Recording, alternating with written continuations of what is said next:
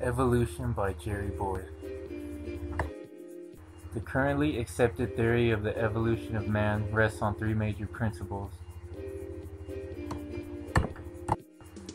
These principles hinge on the innate ability which all creatures have to pass on their genetic information to their offspring through the reproductive process.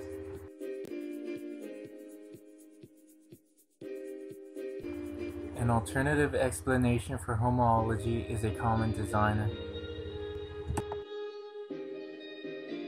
The first tenet is microevolution, the occurrence and buildup of the mutations in the genetic sequence of an organism.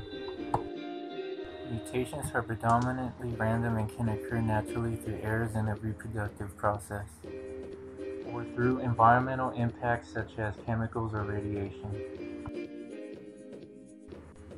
A mutation creates variations and unfavorable mutations die off. Then reproduction and mutation occurs and favorable mutations survive and reproduce again. Natural selection is a natural mechanism by which the fittest members of the species survive to pass on their genetic information, while the weakest are eliminated and die off because they are unable to compete in the wild.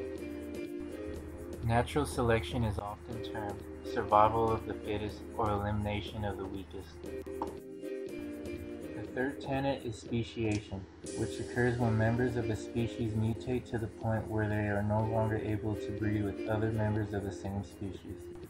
The new population becomes a reproductively isolated community that is unable to breed with its former community. Through speciation, the genes of the new population become isolated from the previous group. Humans have evolved through the process of evolution. We have evolved from primates to what we now call modern-day humans. The evolution of man rests on the three principles we learned about today. The three principles are microevolution, natural selection, and speciation. Evolution is an ongoing process that never ends.